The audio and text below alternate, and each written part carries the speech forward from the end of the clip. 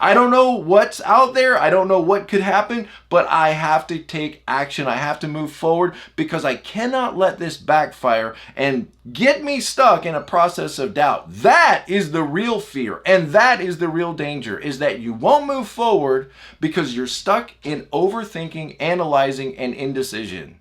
Hey there, Type 6s. Do you ever feel like you're being held back by other people's beliefs about you? Or people saying stupid things to you like, oh my gosh, quit worrying about it. Oh my goodness, get over it. Oh, it's probably going to work out fine. And you feel like you're driving yourself crazy and maybe everybody else. And we're going to talk about one of the biggest challenges for Type 6, and that's the tendency to overthink things. We're going to, in this video, unpack some of the triggers that cause you to overthink things, some practical strategies that can help you when you're stuck in this process. I've got my strawberry shortcake cup of coffee, and we're going to unpack this together. So, what causes this? What makes 6s tend to overthink things? What can you do when you're caught up in this process of doubt? You're tending to forecast and try to project and predict everything. What can you do in those moments? Some practical steps and some strategies to realize what's going on and limit this overthinking so that it doesn't keep you from being able to stay fully engaged in your relationships and being able to move forward and make progress in whatever goals are in front of you. Let's talk about what overthinking is. It is exactly what it sounds like. It's when your mind just keeps revving on some issue, some topic, some challenge. It could be situations that you're facing in life or situations you're facing at work. It could be relationships. Have a tendency to overthink challenges that are in front of you. Maybe let's say you have to do a presentation at work, and rather than thinking to yourself, I'm going to do great, people are going to love me, which you probably are going to do great, and people do love you, but what you're going to tend to do, your tendency is to overthink this, like what could go wrong? What if I mess up? What if everybody laughs at me? What if I fail? What if I do a terrible job? Maybe I'll lose my job. Maybe I'll get... This is overthinking. Well, what causes the overthinking for Type 6? And this desire to avoid failure, this desire to avoid uncertainty, this desire to avoid trauma and pain and all of these things can cause you to overthink the possibilities and overthink what steps need to be taken in order to avoid all of this uncertainty. For example, picture the mind as a machine, trying to anticipate and predict everything that might possibly happen, and then making sure that you don't end up with failure or fault or blame or do anything wrong or offend anybody. And just think about the brain overworking, trying to process all this to protect you, to keep you from ending up in trouble. It at times could backfire on you and keep you from being able to have any kind of real assurance about the way forward and keep you caught up in a process of doubt and indecision, which prohibits you from moving forward and making progress in your life, in your relationships, in the situations that you find yourself in. Now, what's at the heart of all of this is 6s long for security. They long to feel like that they have a stable ground on which to stand, that they're surrounded by supportive people, that they are not going to fail, not going to make mistakes, that they're going to not blow everything and cause catastrophe in their life, in the lives of others, in their workplace, in their relationships. And so 6s can end up overthinking all of the possible scenarios of what could happen in a way to protect them from causing problems or from experiencing failure or uncertainty. And so underneath there's this root cause that is called fear. I don't want to fail. I don't want to make mistakes. I don't want to be wrong. I don't want people upset with me. I want everything to be okay, but I look around and I see that everything's not okay. You know, like a mind machine that's moving so fast, trying to predict any possible outcome and anything that could go wrong, and then protect you from anything that might be a mistake. Realize when you're having these feelings of insecurity, doubt, when you're questioning yourself, recognize that those feelings are real, but we can manage those feelings. Those feelings don't have to stop us from moving forward. They don't have to stop us from making progress. They don't have to stop us from staying engaged in our relationships, in our work, and in our goals. One of the things that might be helpful is to recognize what is triggering you. Recognize what environment creates these feelings within you. And you may say, well, everything. Well, chances are if you break it down, you think about it in the moment when you start to feel overwhelmed, is ask yourself, what's going on right now? Like, what is happening? I might mess up. What if I fail? What if I get up in front of everybody and my pants fall down? What if I get up in front of everybody and I don't remember what I was going to say? What if everybody starts laughing at me?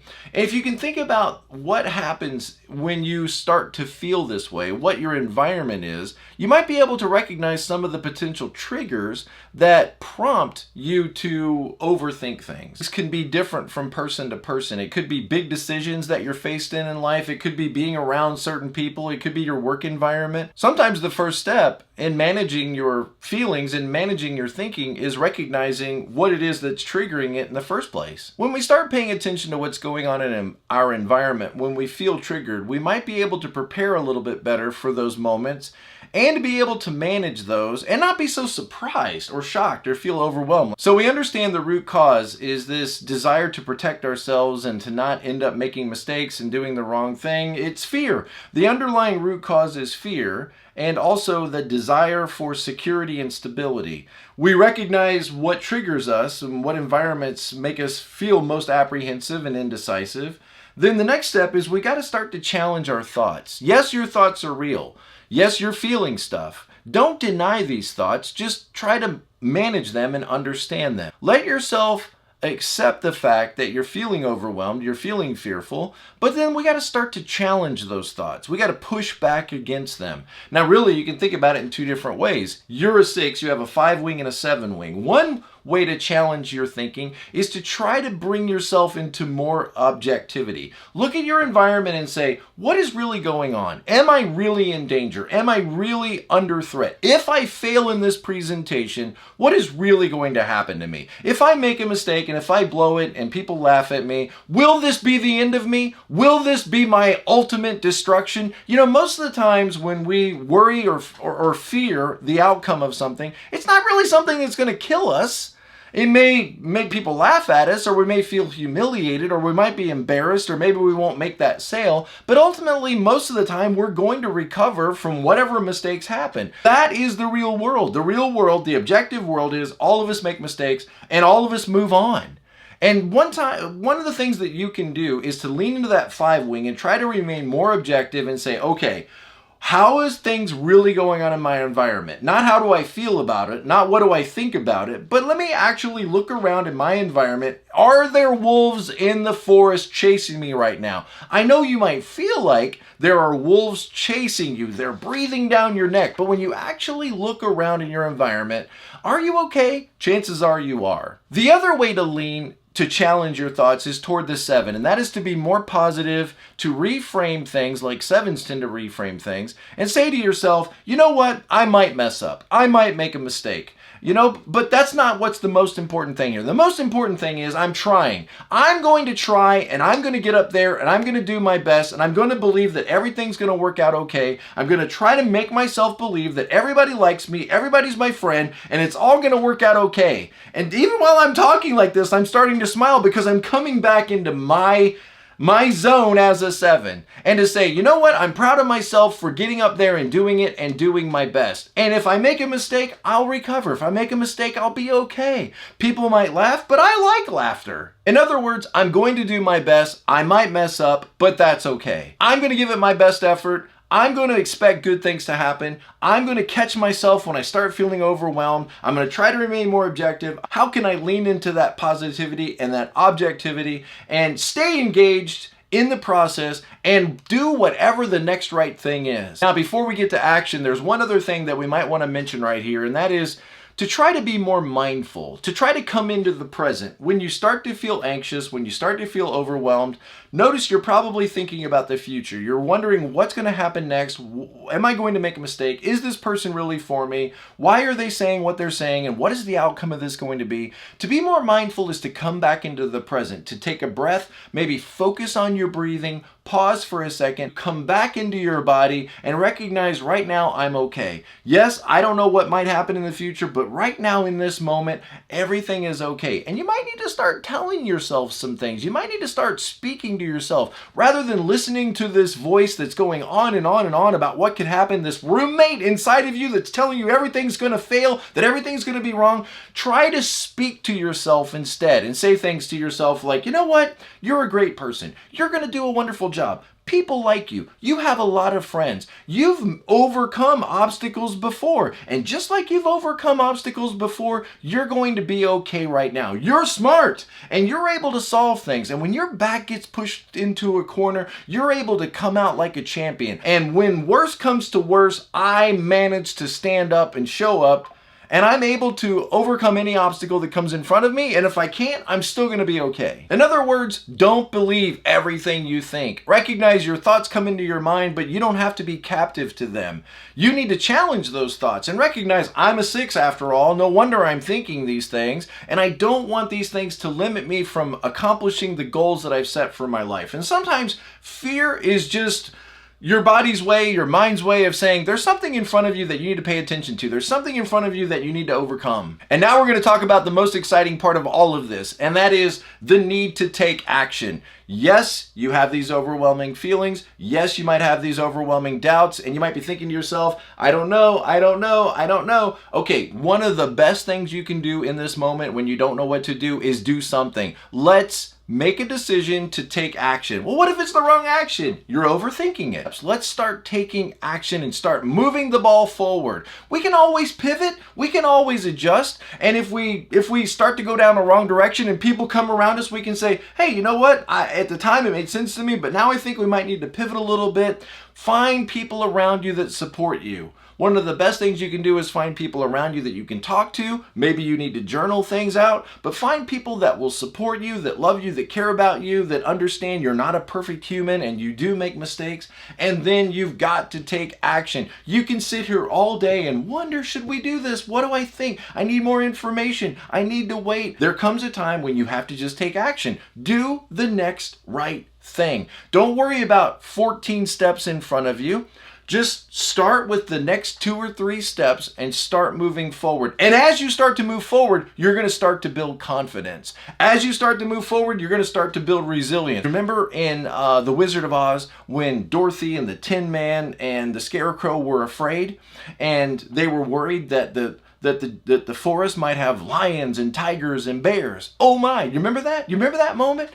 Think about, even though they had those fears of what they might face in this forest, in a strange land that they weren't familiar with, they kept moving forward. They actually sang the song as they stepped forward. Lions and tigers and bears, oh my. And so we're not saying ignore these fears. We're not saying pretend like they don't exist, but that doesn't mean you have to stay stuck. You can keep moving forward singing to yourself, lions and tigers and bears, oh my. I don't know what's out there. I don't know what could happen, but I have to take action. I have to move forward because I cannot let this backfire and get me stuck in a process of doubt. That is the real fear, and that is the real danger, is that you won't move forward because you're stuck in overthinking, analyzing, and indecision. And remember, confidence doesn't just come from knowing every step along the way and feeling like you're right. Confidence comes from relaxing that fear of being wrong. It's saying, I know I'm going to make mistakes and it's okay. I know not everything's going to work out the way I want it to, but that's okay.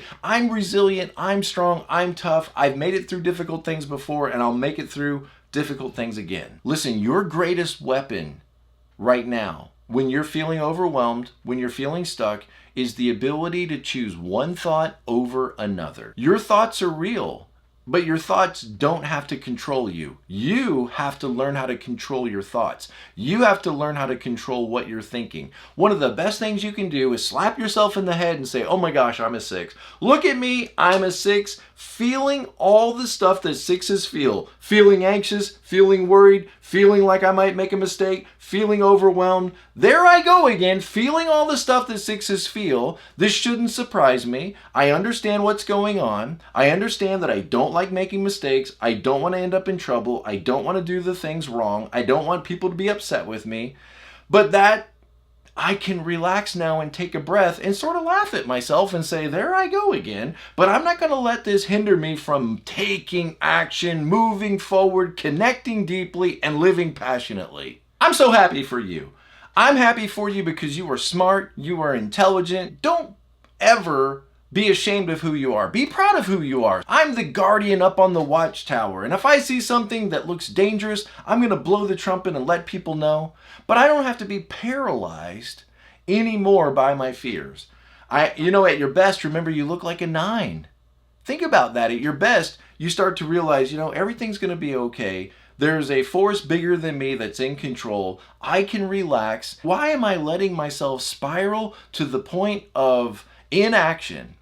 Take a deep breath, laugh at yourself, push back, lean into that 5, be more objective, lean into that 7 and be more positive, and let the world see the amazing person that you are. Understanding this tendency to overthinking, realizing and recognizing the environments that tend to trigger you or the obstacles that tend to trigger you, challenging and pushing back on your thoughts, practicing mindfulness in the moment, and deciding to take action anyway.